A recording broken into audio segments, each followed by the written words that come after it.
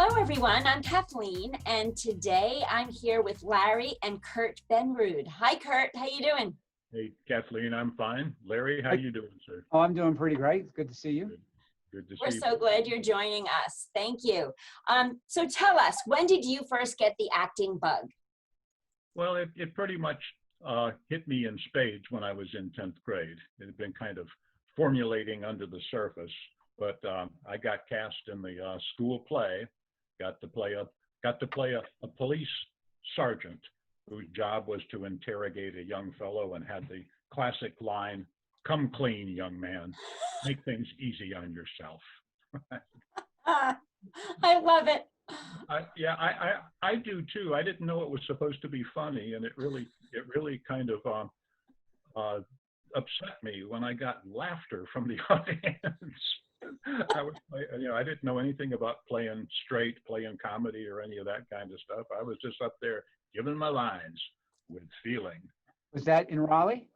Now that was actually in Jos, Nigeria, where Wow. my father had a job that had us stationed in Nigeria for 4 years, and I was at a boarding school that year. I think there might have been 25 people I was in the 10th grade. There might have been 25 people in my class. Wow. And an equal number in the other high school classes as well. So I Googled that because I hadn't thought about the Phantom of the High School in forever. I Googled it and I cannot find it as a published play. The only thing Google wants to talk about is where high schools are performing Phantom of the Opera. Ah, okay. So it is lost to posterity. That's right. Well, after high school, what was the first show you were in? After high school, the first show I was in was it was a musical called 110 in the Shade at Thompson Theater. I was a townsperson I had a total of 6 lines, and then they had me sing and dance both, which was a really bad idea.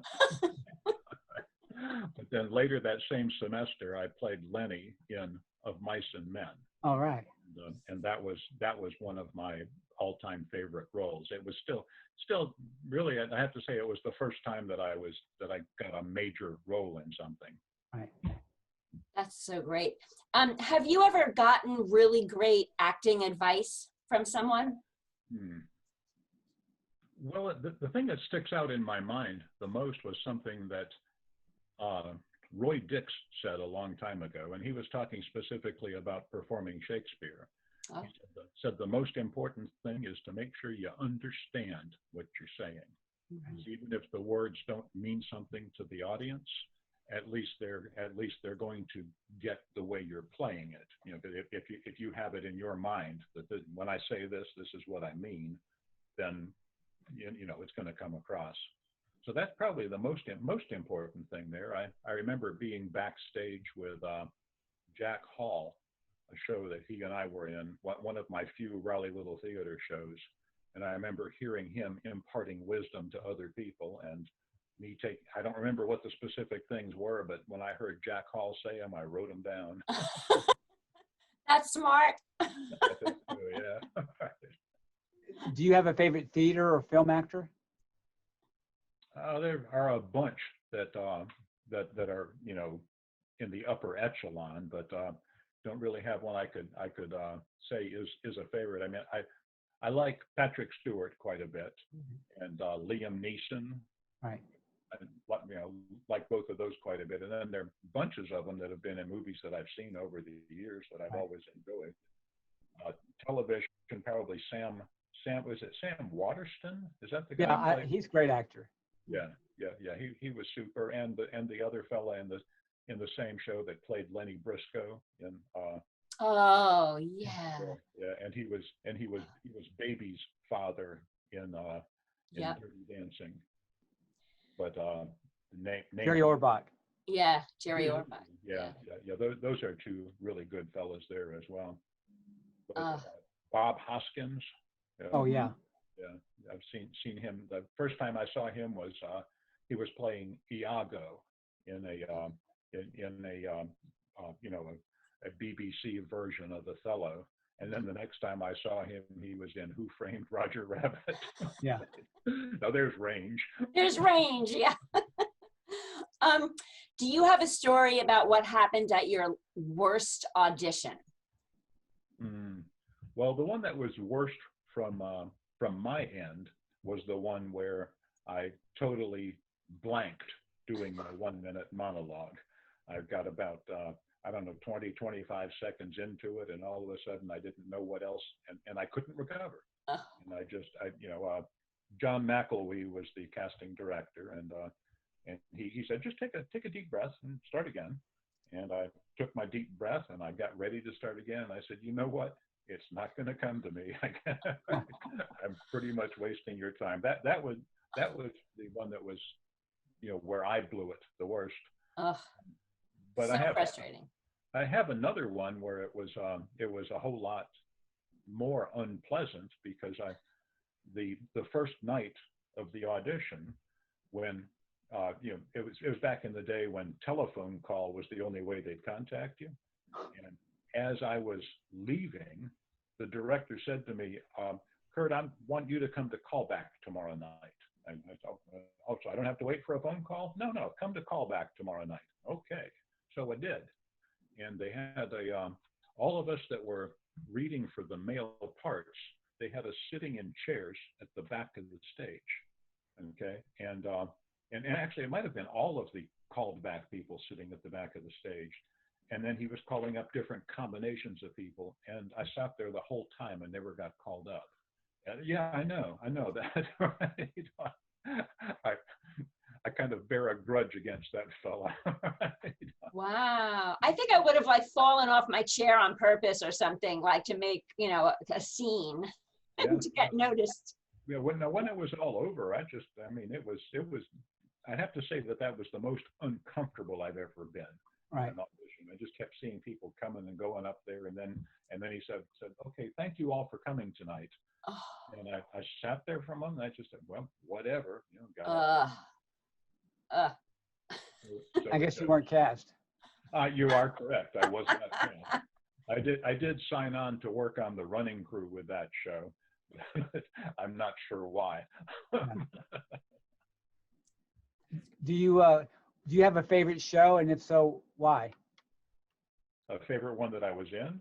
Yes. Yeah, you were in it too. Oh, One flew over the cuckoo's nest. That was a great show. Yeah, that was something else.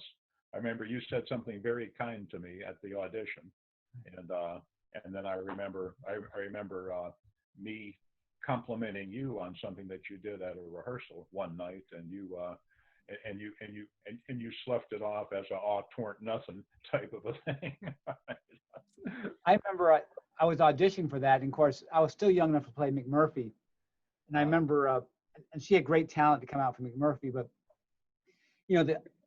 they tell actors to fight for what you want, and it was a scene where McMurphy's trying to say something, and the guard is pulling him off.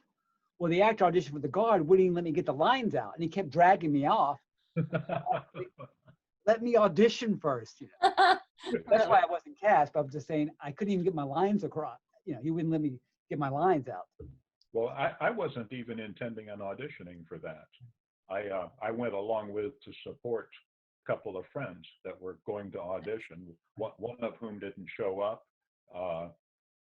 One of them got called back, but had to step down from having been called back because of a death in the family. But I'd just gone there just to hang out with my friends.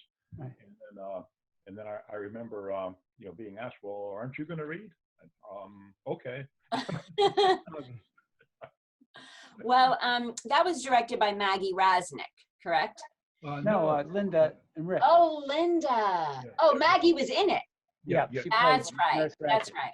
So Maggie works at Raleigh Charter, and a couple of times a year she'll bring her acting 1 classes to RLT for a tour.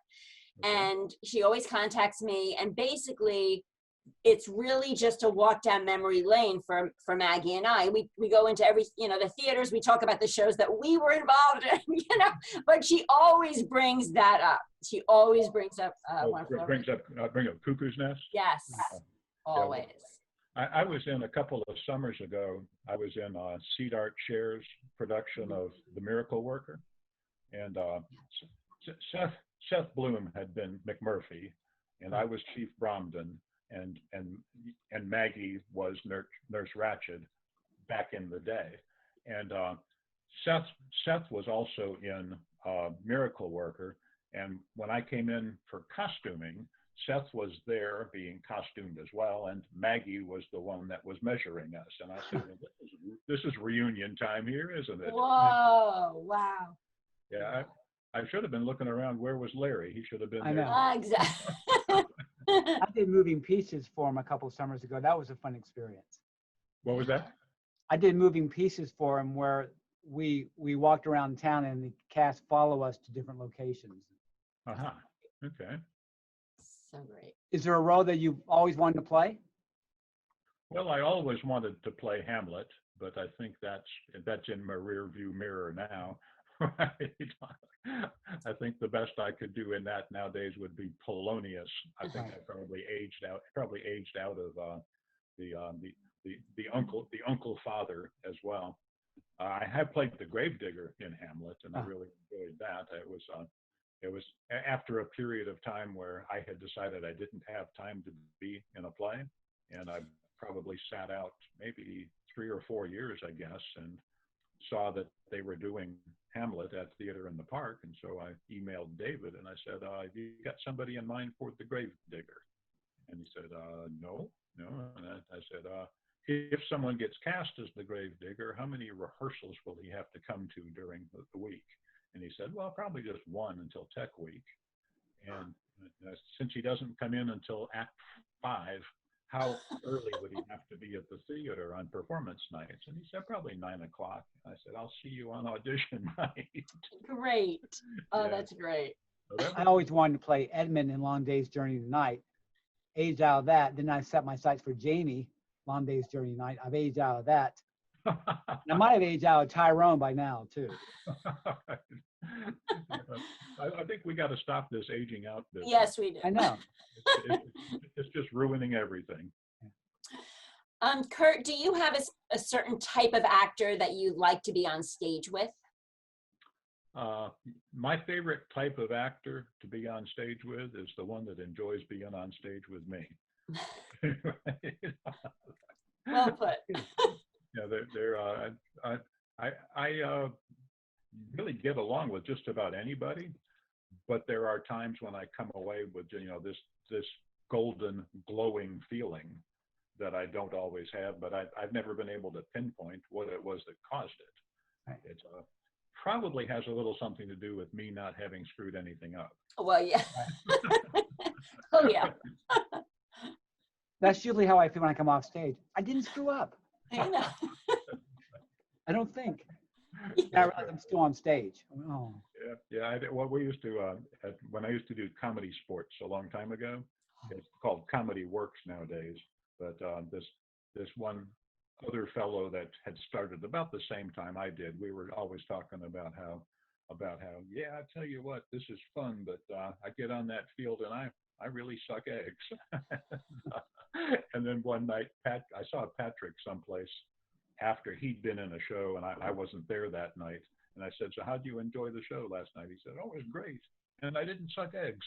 Oh, that's great. That's great.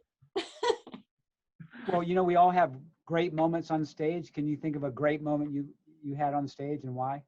Oh, yeah. Well, it was in Cuckoo's Nest. Yeah. It was the great moment. One night, the first time that Chief Bromden speaks, Right. I heard gasps all over that theater. And it made me feel like I had really sold I had really sold the imitation deafness, but it had come across as not imitation, if that makes sense. Yeah. Bromden's not really deaf, okay? And so what I was having to do was pretend I was a guy who was pretending he was deaf. Right. And then I had to pretend it so well that I would be fooling the people on stage, but apparently there were enough people in the audience that didn't realize that Bromden wasn't really deaf, so that when I spoke, then I heard the collective gasp. That's And great. I know that. That's when you thank him for the gum. Is that it? uh, I believe that's right. Yeah, Right. yeah. Yeah. That was a great moment. I think you say juicy fruit. I think that was the line. Like it was maybe not even thank you, but And in the movie, I in the think movie juicy fruit. But my line was thank you. it was. Oh, that's great. That's great. What's the funniest thing that ever went wrong on the stage? It was I'm going to call it wife swapping Bradleyville style. It Oh. was Kent, Dove, and I were playing these two old redneckish Texans in Preston Jones's play, The Last Meeting of the Knights of the White Magnolia. And towards the end of the show, when Kent and I are going off stage, we were always squabbling with each other about who cheated at horseshoes or who cheated at checkers or whatever. And my line is, well, I got to be heading on home now, or old Sarah Beth will be mad as hell. And then Kent's character says, not half as mad as old Mabel will be at me.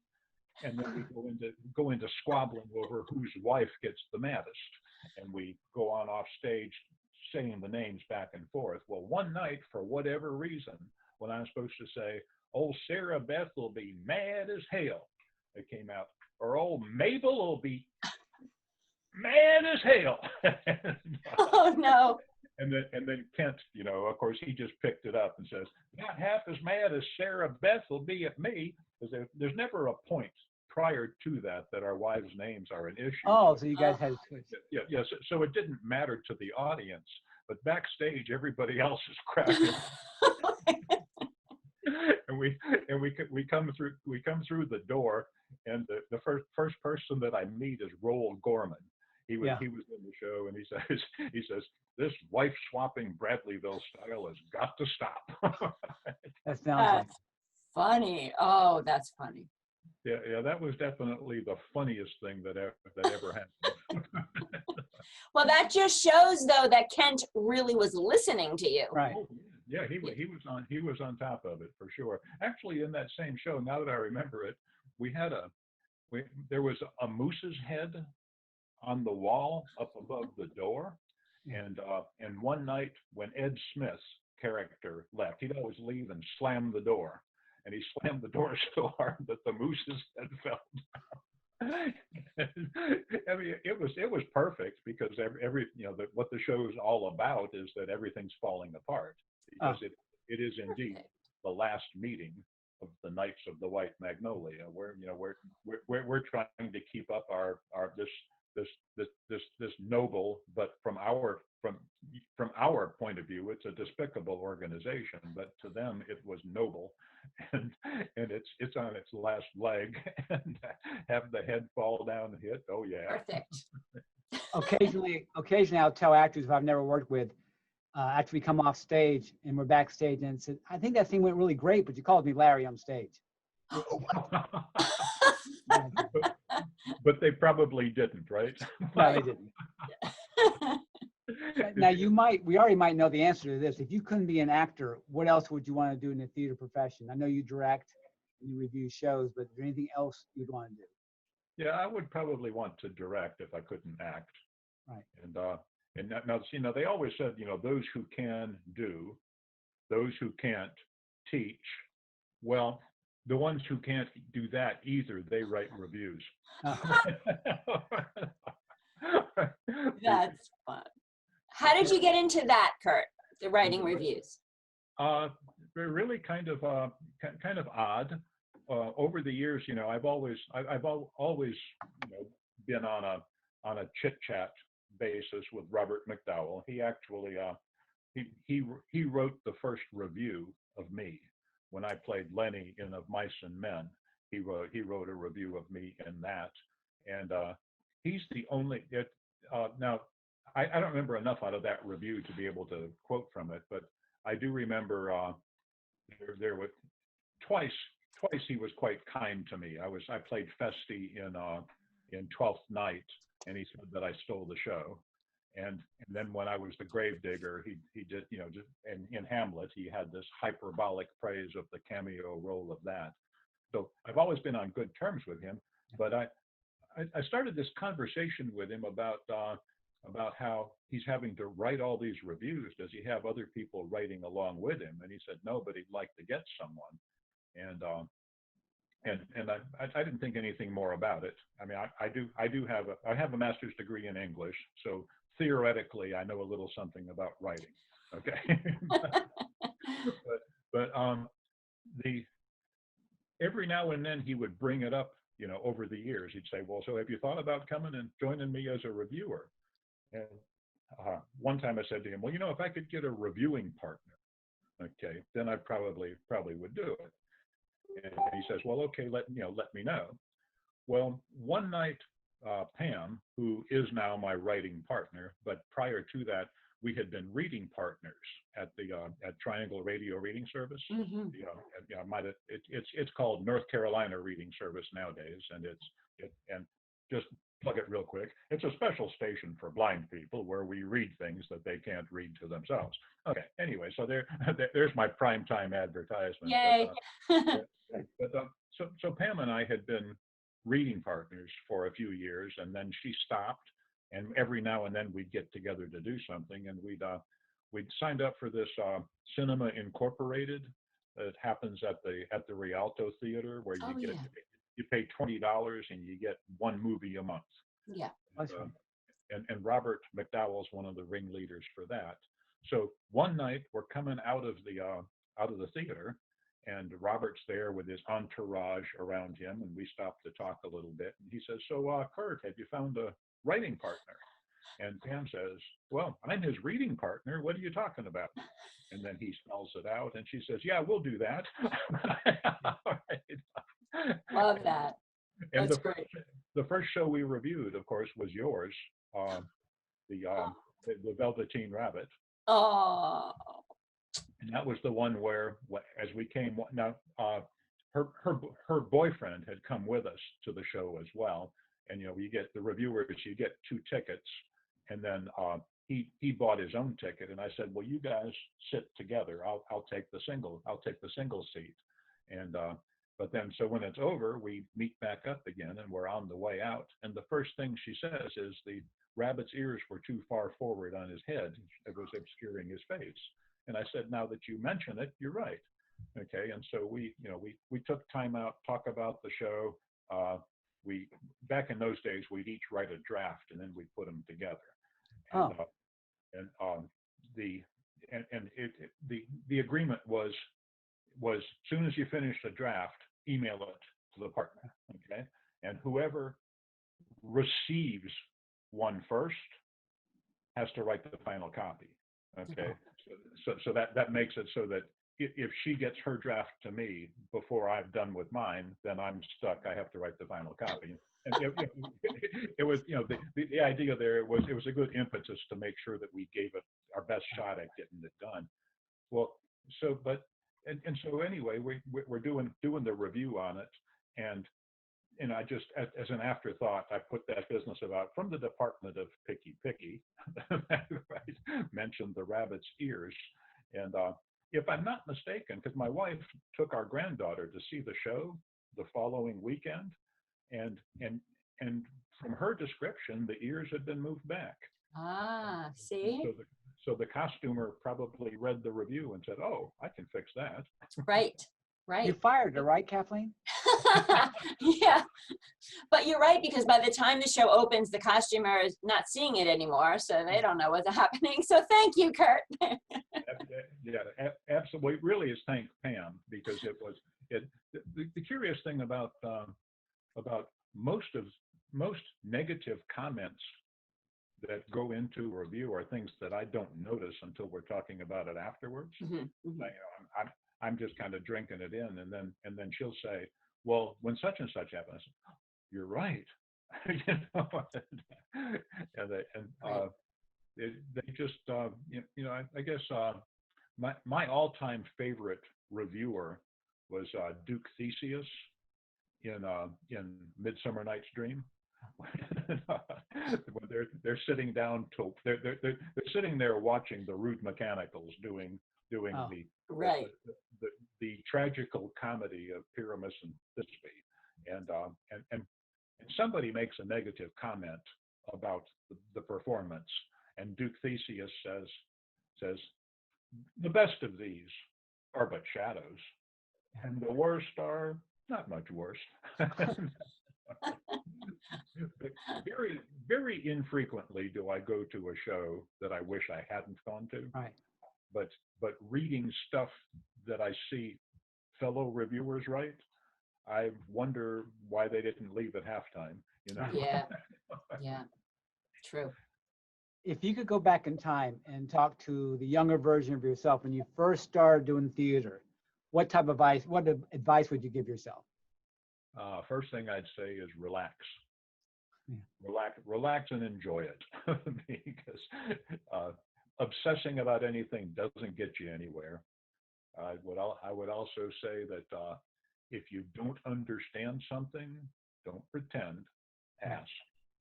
And if you have a clever idea, don't offer the clever idea, try it. Okay, because you can't describe anything as well as they can see it. When I played General Mackenzie in uh, the Agatha Christie play, and then there were none. Oh.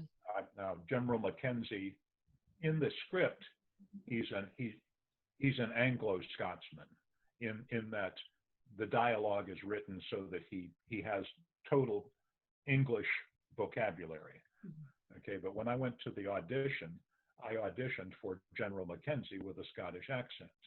Okay, and I got cast, and then I asked the director, could I make some little changes, like instead of saying yes, a Scotsman would say I.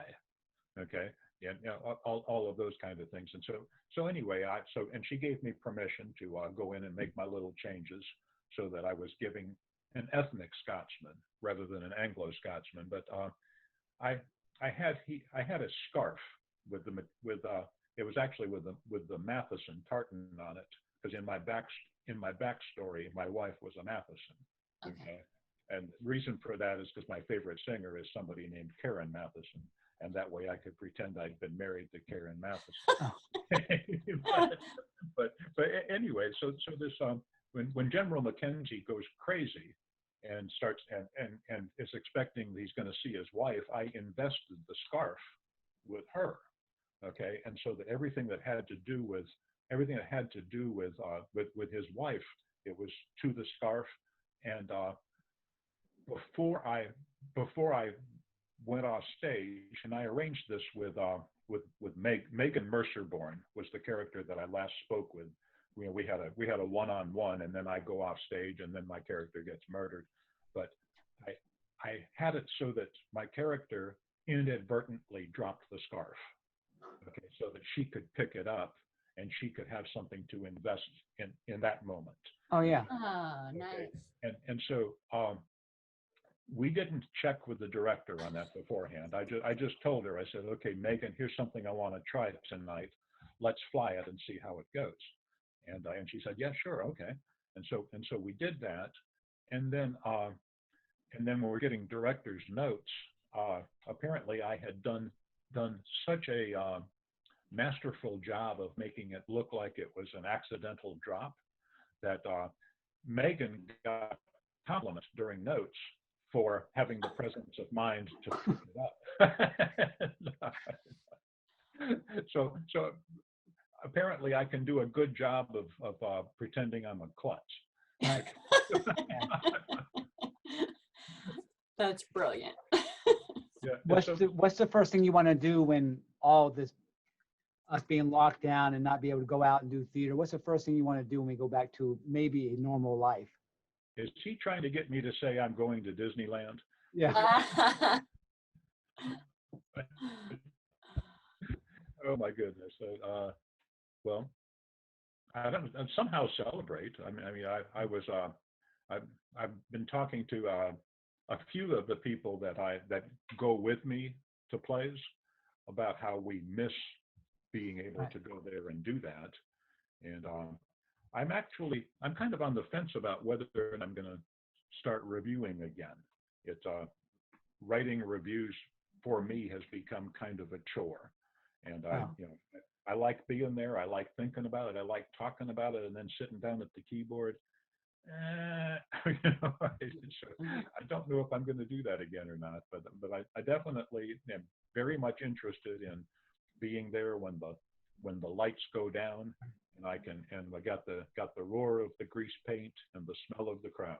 That's great. You know, what you could have done was take down the shows that were canceled, that were in production, and as a joke, say, you missed a show, but I went ahead and wrote a review anyway, because I know all the, here's my review of 12 Angry Jurors, here's my reviews of Aw. Raisin the Sun. And Well, how I knew that I really kind of feel kind of strongly about this is that I bought a ticket for a freak show, women's theater show, freak show. A friend of mine's was directing it, and a couple people that I know were in it, and I so I set up shop and I watched that, and as I was watching it, I was I wasn't writing anything down, but I was paying attention to it was different experience, of course, because it's watching theater kind of like we're Yes. watching ourselves right Right. now, Right. but with fade ins and fade outs and reaching across, if I were to hand Larry something, I reach like this Right. and he'd pick it up and come back with it.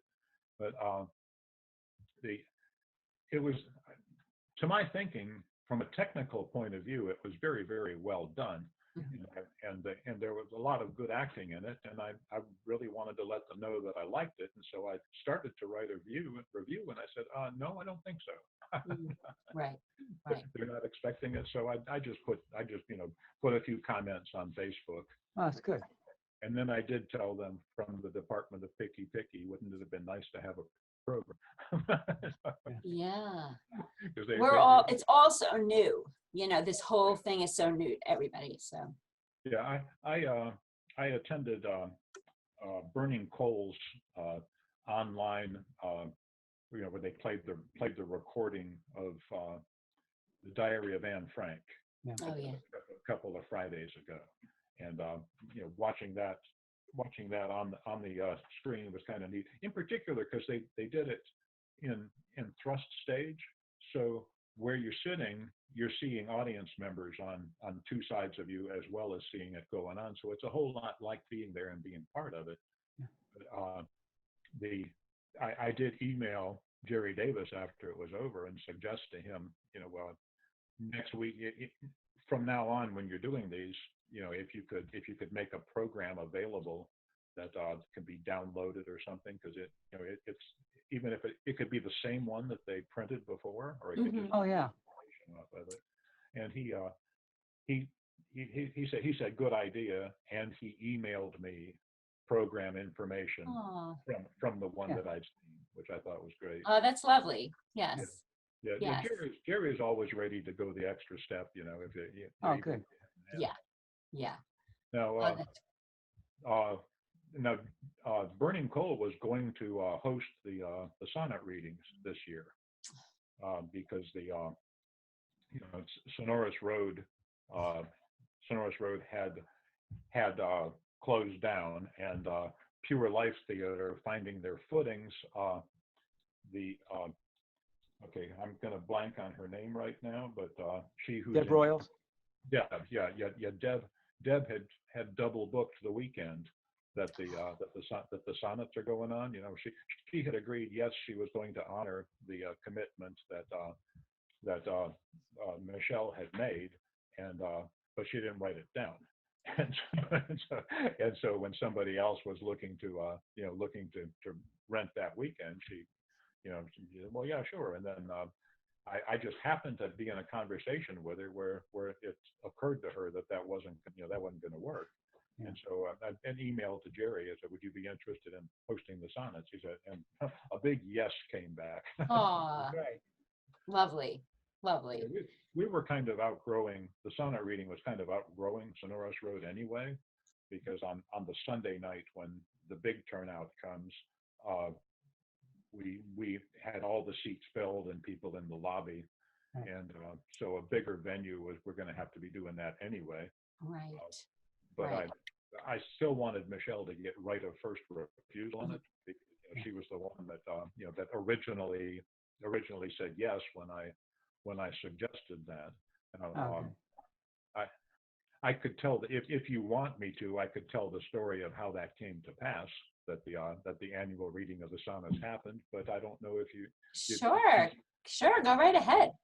Well, if you go back 5 years ago, when Sonorous Road was still in its infancy, Mhm. and Ashley Popio was kind of leading a group of people of saying, we've got to support them. We can't let them go under. Everybody do what you can to help them get over the opening hump here. Well, that is the year that they were having the marathon reading of the Shakespeare play. Oh, yes. Where it started on Monday morning. That's right. And it went round the clock until Thursday morning. Well, so I had this idea. I said that you got all this publicity about the marathon reading of the plays, and you got all these different people involved in it. What about if Sonorous Road were to do a reading of the sonnets to say, you know, this, was that the complete works? I don't think so. You know, here's 154 more of them. Right. And so I went to Michelle with that. Okay, now note the pronouns in this story here. Okay, I told Michelle, I said, now they've got this going on. You could coattail on every bit of their publicity if you were to have a reading of the sonnets at your theater. And she said, that sounds good. Yes, you can do that. Right? Delegate. Yeah. And so, you know, I thought I was making a suggestion to her for something that she might want to do. And then she, you know, like I say, she used the same pronoun. And I said, well, what the hell? So I started checking around with people, and I got big reaction from Dustin Britt, and also from an English/theater teacher over at Sanderson High School, Jenny. Oh goodness, here I am showing my 68-year-old brain. But anyway, so Jenny and Dustin and I put our heads together and got the first round going. And then on the final night of it, people were coming up to me saying, why don't we make this an annual thing? and so I put it to a vote. I said, all in favor, say aye. Big resounding aye. Oh, good. All opposed, say no. Nobody. Therefore, proving that the ayes are indeed above the noes. I remember doing it last year, and I was experimenting, and I decided to do my sonnet in a Southern accent. And as soon as I started doing it, I said, this was not the right decision. My friend Sandra Shelton was in the audience, and I looked over and she went, yeah. So when I did it this year, I did it in my own voice. Gotcha. Nice. Yeah, that, well, you know, this year doing it on Zoom was another good experience. Mm-hmm. And we were able to have people that aren't in town, Right. people that have moved away from Raleigh were able to participate in a Raleigh thing. My brother who lives in Indiana, my sister who lives in Pennsylvania, and my sister was going to come down and be part of it anyway, because she did that last year. She comes to visit a couple times a year, and Nice.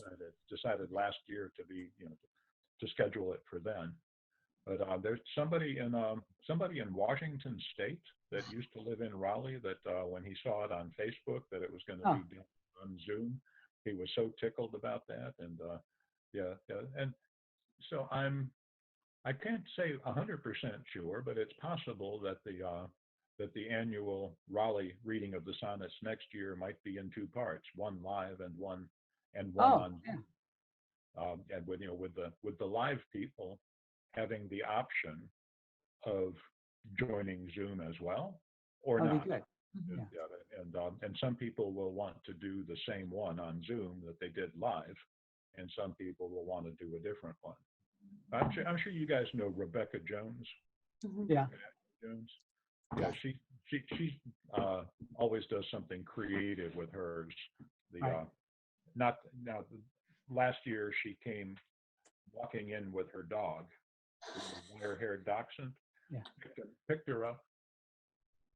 My mistress' eyes are nothing like the sun. Oh, that's Larry, I think you were in that same group that night. Yeah, I think so. And we had the fellow who did a great monologue. He was in a wheelchair. Yeah. He did a great. Yeah, sure did. Yeah. that is great. Over the years. Such great stories there. It's just so wonderful to hear all the names you used today, and just brings back a lot of memories for us all. So I thank you. I thank you very much for doing this. It's so enjoyable. Thanks for the invite. Yeah. And I'm sure I'm looking forward to seeing both of y'all's work down the road. Same here, Kurt. Thank you so much. Absolutely. And take care. Bye, guys. Okay, bye-bye.